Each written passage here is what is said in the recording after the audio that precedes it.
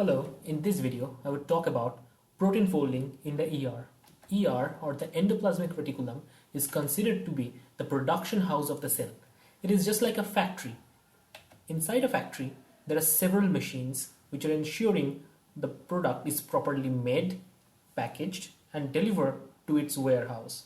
Similarly, ER has several machineries by which it can fold the proteins properly, package it properly, and can send it to Golgi, which is the warehouse of the cell. Now, protein production happens on the polyribosome complex in the cytosol and also bound ribosome on the ER surface. Now, in the polyribosome complex, when the newly synthesized proteins are forming, there is a signal recognition particle which attach to the end of the newly synthesized protein. Now, on the ER membrane, there is a receptor known as signal recognition particle, which quickly binds to the signal recognition, which binds to the signal recognition particle. Now, SRP receptors actually transfer those polyribosome complex to the translocation channels, and the translocation channel allow the nascent polypeptide to come in. Now, inside the ER lumen, there are several chaperones, which are proteins which can fold the nascent polypeptides into a complete protein. Now, chaperones of HSP70 family, also known as BIP, is one of the most important chaperone in the ER. Other chaperones include calnexin and calreticulin.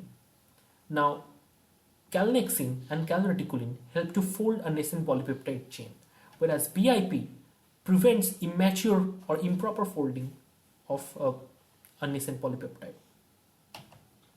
Now, calnexin or BIP, these ER chaperones, are just like those specific cranes or specific machines in the factory which ensures the product is properly made.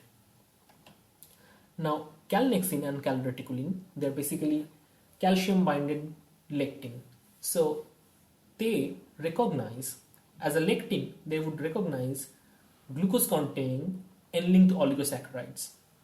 Now, the terminal monoglucose linked N-linked oligosaccharides of a nascent polypeptide is recognized by calnexin. Now, so what happens is, once the protein is properly folded by the calnexin complex, another enzyme known as glucosidase cleave off the last glucose residue. As a result, the fully folded mature protein is ready to leave the ER. But what happens when the protein is improperly folded or misfolded? Then what happens? There are several enzymes known as glucosyl transferase which would transfer a glucose moiety to the N-linked oligosaccharides, and which would lead to the attachment of the misfolded protein to the calnexin complex, and the protein would be properly folded again and then would be delivered to Golgi. Thus, calnexin, calreticulin and BIP are like specific quality control checkers in this whole big factory of the cell, and they ensure that protein is properly folded and all the misfolded proteins could be refolded and then sent back to the Golgi for delivery to the specific locations of the cell. That is how stringent quality control inside the cell is maintained. If you like my video, give it a quick thumbs up. Don't forget to like, share and subscribe. Thank you.